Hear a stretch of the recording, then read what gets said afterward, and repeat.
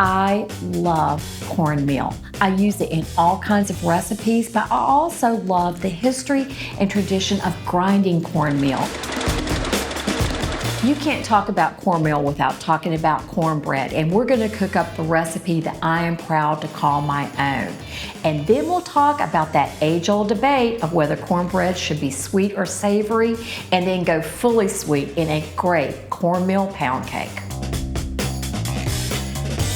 And you have got to see what my friend, Chef Cheetie Kumar, is going to make with cornmeal. It's a recipe she grew up with. There you go, my friends. Let's have some. Let's try some. That's insanely good. I'm Sheri Castle. I write cookbooks, I write for food magazines, I cook, I teach, and I collect stories. And my favorite stories are the ones behind our best loved home recipes. Is it time to shuck them? It's time to shuck them. Cheers. Oh, that's awesome. I will go out and explore from the ground up the best ingredients that go into some of our most beloved family recipes. It's all about the food, the flavors, and finding the key ingredient. Today, we're headed to my parents' backyard in Watauga County, high in the Blue Ridge Mountains, the place that I'll always call home. Just like we do each fall, my dad and I'll crank up our antique grist mill to make fresh, stone-ground cornmeal. Hey, Daddy, how are you? So happy to be here. It's a little hard work, it's a whole lot of fun, and we wind up with plenty of delicious cornmeal to boot. I love you the most, the fact that you're keeping the family tradition going. So we all set up? I set this thing up yesterday afternoon, make sure I had everything lined up. Yep. And it's a little difficult to set it up on pavement because it wants to shimmy shift around. Downtown. Better if it was in a building tied down. Well, like I say, I remember when my grandfather had it, and he was a community mill here in the mountains. There'd be a mill about every few miles where people could literally walk. Well, I think what they call a turn of corn, which was about the size of a pillowcase. And people would fill that full of corn, take it to the mill, and in most cases, they would take a portion of corn as pay for grinding it. That's what they call a till, isn't it? I think so. Yep. And now, I think it's about the only one in this area that's still operating. It's a unique keepsake. Exactly. And it does make good cornbread because it's fresh stone ground. That's why everybody thinks my recipe's good. It's actually the cornmeal. Don't tell them, okay? I hear you. But even I can make the cornbread, so it don't take a rocket scientist to make it with your recipe. It just takes a skillet. Yeah, a cast iron skillet, that's it. Yeah. All right, Daddy, so give me my annual refresher on what goes with what. Tell me what everything is. This is just a 2-cylinder engine, and but we use this thing, and I hate to say it, but it has personality. There's times when it stubs up and you lose That's how we know it's ours. lose your religion trying to get it to work. It gets the mill running, and then we pour the corn in, and you adjust the flow as to how fast it naturally, how fast show it me goes. where that happens. All right, this lines up, and that pushes the stones closer together. And the closer you run them, the finer the meal is ground. But if you get them so close they touch, then you've ruined it. It's you have to take it apart and sharpen it again. Okay. And then this lever right here, that adjusts the amount of grain that comes down the chute and goes in this ground. So. But then it falls into here. And then the broken grains, it's also like building quality control. It kicks the broken ones out the back, and people it's feed designed, anything less than a full kernel of corn, it falls out, and it's chicken feed or something like that. And it don't do any good to pour it back in again because it just fall back out again. So there you go. Thank you, Daddy. Well, you're welcome.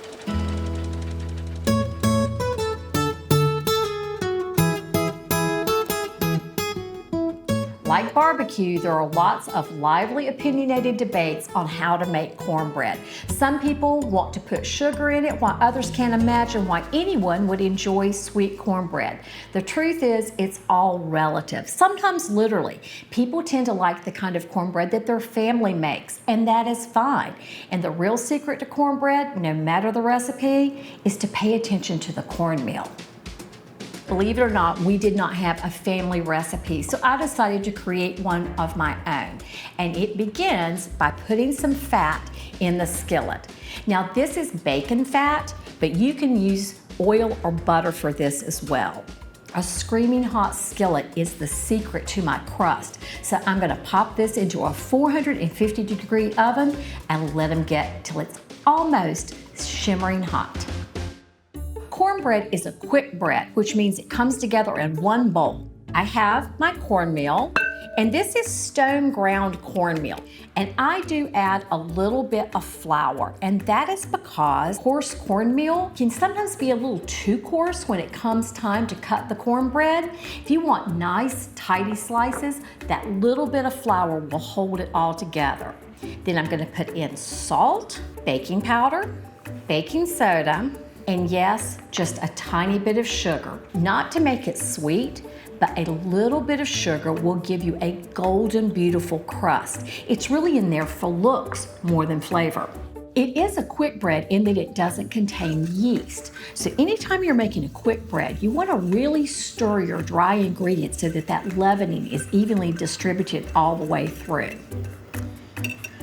Only 2 more ingredients. I'm a huge fan of liquid buttermilk, and I've shaken it up, and I'm gonna add 1 large egg and whisk this together until I can't see the yolk anymore. When I can lift my whisk out and nothing sticks to it, we know the egg is incorporated. And then you pour the wet into the dry and stir them together. And stir only until everything is moist and there are no wispy bits of dry. There's nothing to be gained by over stirring your batter. And that's it. When you're using baking powder and baking soda in a recipe, they'll only do their leavening job for a few minutes and then they quit. So you want to let this sit no more than about 5-10 minutes at the most. But if you put your pan at the beginning, it's going to be ready when you are.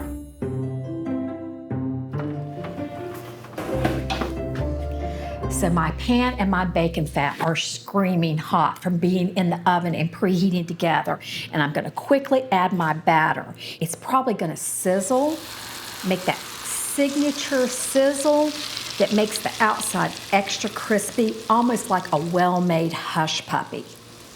That fat that bubbles up around the edge is gonna go over the top. It's gonna add color and flavor to the top of the cornbread as well.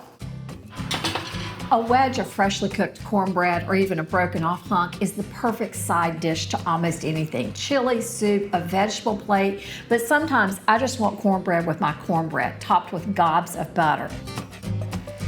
When I was a little girl, my granddaddy would take a dinner plate and put a big gob of butter on it and drizzle on a bunch of syrup. Honey or sorghum, cane syrup, even Cairo syrup if that's what we had, and stirred it all up and would put it on our cornbread. It was this little touch of sweetness that made that cornbread feel like a dessert, a real treat. And that's what I'm gonna make today. So I have here 2 sticks of softened butter that's at room temperature, and I'm gonna stir it until it's soft and creamy. And once your butter is nice and soft and creamy, I'm gonna add in a little bit of powdered sugar, which can be an unusual ingredient, but let me tell you why I do it. It's not to add more sweetness. We're gonna get plenty of that from our sorghum syrup. The little bit of powdered sugar will make this hold in the refrigerator for several days, so you can make a lot of it and then serve it through the week as you need it. In goes my sorghum. Now I'm gonna stir this up until it's smooth and creamy. And hot cornbread goes great with a butter, like honey butter or this wonderful sorghum butter. So once your butter mixture is smooth, you can put it in a pretty bowl and have it ready to go on the table. So my hot cornbread has just come from the oven. I think that hot cornbread is so special that people should be sitting at the table and waiting for it. But if you do need to hold the cornbread for a few minutes, go ahead and flip it out of the skillet, because if it stays in there, it's gonna steam and undo that delicious crust you work so hard to make. Oh yeah, look at that beautiful edge. Now I have my butter already. Let's cut into this and see what awaits. I love how it feels when that first slice lets go. Now, while this is steaming hot, of course I have to top this with a dollop of my delicious sorghum butter. It's ready. Yes, it's ready. So just let it all begin.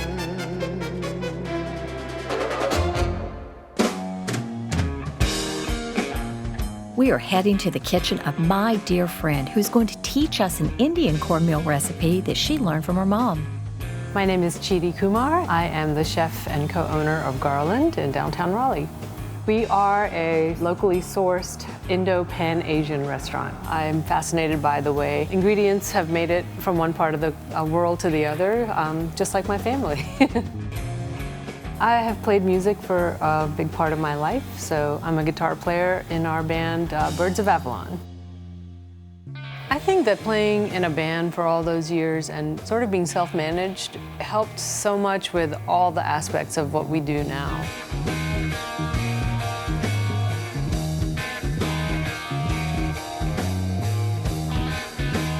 Hello, my friend. How are you today? It's nice to see you. I brought you a present. This is some fresh ground cornmeal. I know you love God. cornmeal the way that I do. I do. And you have promised you're going to teach me a recipe that you have been eating your whole life. Do I have that right? Variations of it, but yeah. Okay, so what's it called?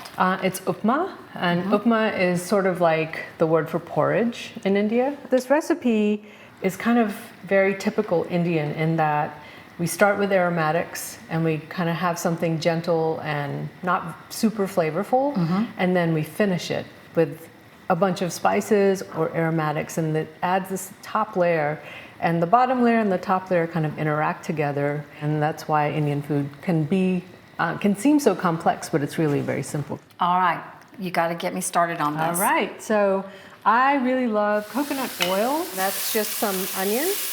Oh, I can smell the coconut. That's lovely. It's so nice, and it adds this really lovely kind of savory sweetness to cornmeal, and I think cornmeal is kind of sweet and savory. And this is a little chopped green cayenne pepper. You can use as much or little as you like. And this is just some freshly cracked Tella cherry pepper. And I'm gonna add about 1.5 cups of really nice coconut milk. With this coconut milk, I'm just gonna add a whole lot of water. This is about 5 cups. I'm gonna make sure that this is seasoned properly. There's nothing worse than bland cornmeal, right? And it loves salt. It really does. And you know, you kind of want to make this a little bit saltier than you think it should be. And we're just gonna bring this to a gentle boil. So now, just kind of drizzle this in. This is about 1 cup. This doesn't look like enough cornmeal for the amount of liquid, but trust me, it is. Somebody I used to know says it will release its starch. And then they'll say, and then the starch will begin to hold. I thought that was archaic, but it's such a good image. It is. So while this is simmering, I'm gonna make like a little veggie topping. So these are toppings of opportunity. It's either what you got at the Exactly. farmer's market or what you have. This is ghee. You can use olive oil, you can use butter, some finely chopped ginger, some coriander, and I'm gonna throw the shiitakes in there. And one thing with mushrooms that I've discovered lately is not salting them. I really want them to retain their flavor. So I'm toasting them, and I want the water to evaporate slowly and concentrate the mushroom flavor in here. And throw in these sweet potatoes too. They're already cooked, so I'm really just looking for a little bit more caramelization. Once the mushrooms are all the way brown, then you can start salting because the water's already gone away. And now we're gonna do sort of the finishing layer, which is such an important part of Indian cooking. This part is called tarka or chonk. So we started with onions and a little chili. We're gonna put another layer of those very things along with some more friends. And this is urad dal, it's a lentil, and I'm gonna use it as a textural element. And so you just kind of toast it, and as soon as it starts to sizzle, I'm gonna zip in some curry leaves and they'll pop. And I'm gonna put more chilies in here, and again, you can skip that if you don't want any more heat. And you know, you could just stop here, but we're not going to because We're fancy. So fancy. So we're gonna season, of course. And this is ginger garlic paste. So this is gonna go pretty quickly. We're just sweating all of this stuff. I'm gonna add a little pinch of chili powder. A great color. Isn't it beautiful? I'm gonna kind of deglaze all of this with a little bit more, tiny bit more coconut milk and a little cream. I like cornmeal with a little pinch of sugar. So we put all of our bloomed aromatics in here. We have our shiitakes with sweet potatoes, and why not, I'm gonna add a little bit more coconut milk. I'm gonna add a tiny bit of chicken stock that I'm just gonna almost just steam the greens, just start to soften. And you could definitely just dump all of this right in there, and you know, I guess that would be more of like a Southern style. It's probably more like somebody that can't find a second piece of Tupperware with a lid. I mean, story of our life, right? So I am gonna finish this with a little bit of lime juice. One of my favorite and things. Why not throw some in here too? Exactly. Because everything benefits from a little bit of acid. And I think that's something else too, that sometimes when we taste a food that is flat, and this certainly isn't, but if we did, you check salt first, but if you know there's enough salt, but there's still that little something missing, it's acid. It is. Most often you can fix something at the end with acid. Oh, and then that goes on And then top this, of color, and that hit of flavor. And a little texture. And don't forget the peanuts. I like, crunch, a little more salt, one more texture. Here you go, my friend. Amazing. Let's have Let's some. try some. That's insanely good. Because what you're doing here is you're giving me, there's nothing in here I've not had before, but I've never had it like this. Right. But you could have. And I'm gonna. We're gonna have to do this again. Like often. Tell me when. I'll be there. You bet. That is good. You guys want some? Now, we've talked about whether sugar belongs in cornbread, and we will never agree, nor should we. But everyone can agree that sugar belongs in a cornmeal pound cake. This is a cornmeal pound cake. I love making pound cakes. It's my favorite kind of cake to make. You do a little work, you get lots of rewards. Now, this one does include cornmeal for a little bit of crunch. Let's get started. So I have here some all-purpose flour, and I'm going to add some stone ground cornmeal. And then I'm going to add a little baking soda and some salt. You want to take those few extra seconds and really whisk that leavening into your dry ingredients so that it will be evenly distributed into the batter. And then we're going to take to the mixer. And the first thing that goes in is some butter. And then we're gonna add the sugar. You know, sugar usually goes in with the fat, the butter in a recipe where it gets nice and creamy. And that's one of the secrets to pound cake. You don't wanna rush that step. It's gonna take about 5 minutes for that sugar and that butter to become one. The way you know when butter and sugar have creamed enough for a pound cake, if you rub it, it's lost most of its grit and it feels more like cake frosting. And now I'm gonna add my eggs one at a time. And when you can no longer see any yellow, when it's all in there, it's time to add another egg. Make sure you get the batter off of the paddle attachment. A lot of pound cakes will have you add the dry ingredients on the mixer, but for this one, I like to do these last few things by hand. So I'm going to add in my flour, about half of it, and I'm going to just, with my spatula, I'm gonna stir this in. But the less stirring you can do to accomplish this, the better this cake is going to be. And then I'm going to put in sour cream. This is full fat sour cream, and then the rest of your flour mixture. And then last but not least, we have the zest of a lemon, and then we have some fresh lemon juice. So when everything is mixed in, make sure your oven is preheated and that you've positioned a rack in the middle of the oven. That's the sweet spot for a cake to cook evenly. So I love an unexpected element of an herb in a sweet dessert. And for this, I'm making a simple basil syrup. So easy. I've got water in this pan, and this is a little bit of a sweet wine, like a Riesling or a Moscato. Then gonna add some sugar, some fresh lemon juice, and then we're gonna bring this to a quick boil and stir until the sugar dissolves. As soon as the sugar's dissolved, you drop in half a vanilla bean and a great big handful of basil. It's gonna be about a cup, lightly compacted, just fresh basil leaves. And lift it off the heat to cool to room temperature. So now my syrup is cooled to room temperature, and I'm gonna put this over some fresh fruit. Today I'm doing blackberries and pitted peeled peaches, but you can do any combination of berries you like, or just one of these or the other. I was once invited to cook at a competition at a local farmer's market, and they gave me a basket of ingredients. I didn't know what was gonna be in it. Basil, peaches, blackberries, did it on the fly. It was a winner, and I've done it ever since. So I'm going to now strain this syrup to get out the basil. It has given all the flavor it's ever going to have, and what we have is this delicious syrup. I do tend to retrieve this vanilla bean and plunk it in there for good measure. Now this needs to go in your refrigerator and hang out for at least 3 hours till it's good and chilled to give that fruit a little time to absorb that basil flavor. But it can be in the fridge for up to 3 days, and the flavor will increase each of those days. You'll find the spot where it's just right for you. So to dress up this cake just a little bit, I'm gonna add a simple glaze that is nothing more than powdered sugar and lemon juice, and then a little sparkle and shine with this great lemon sugar.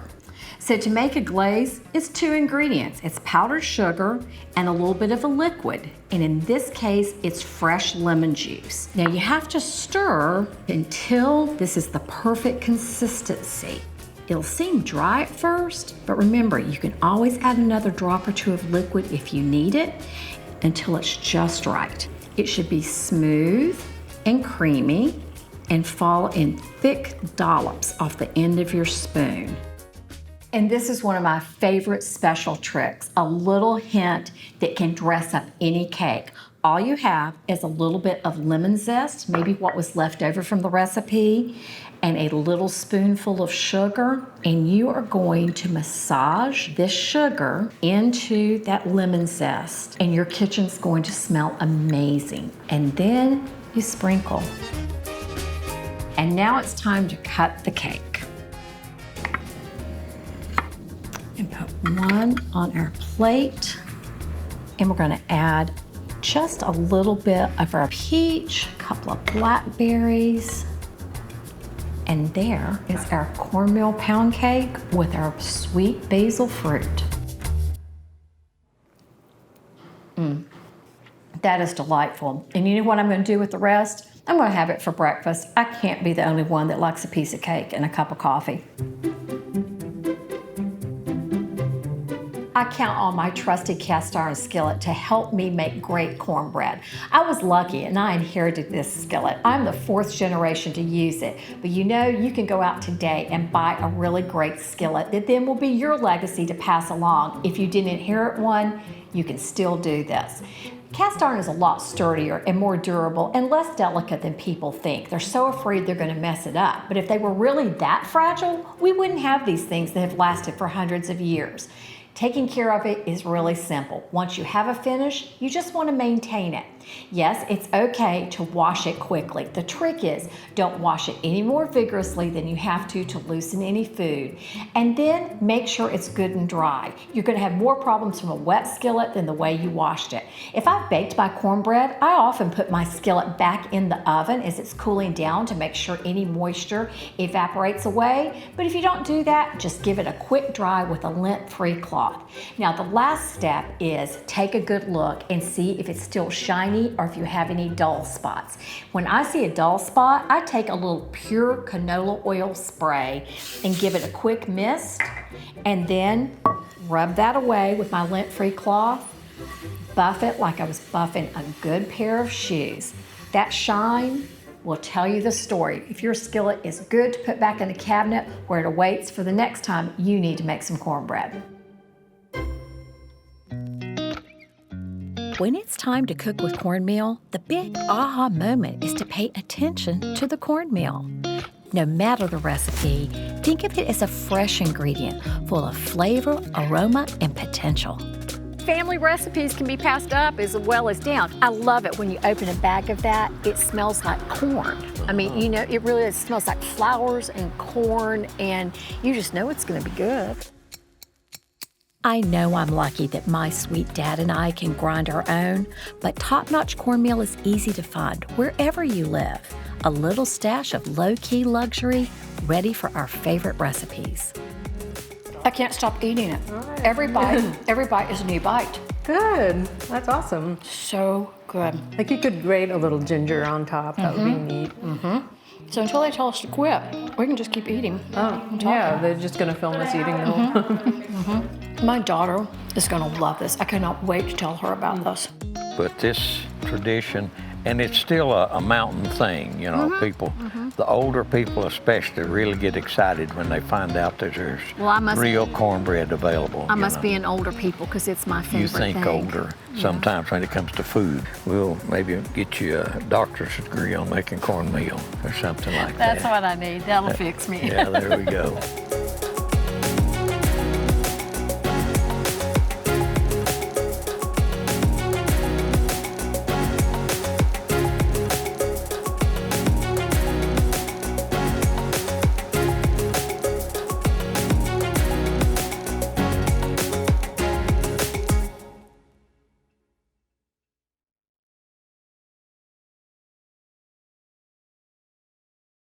For all the recipes from the show, visit our website. It's where you'll find the key ingredient for a perfect time in the kitchen.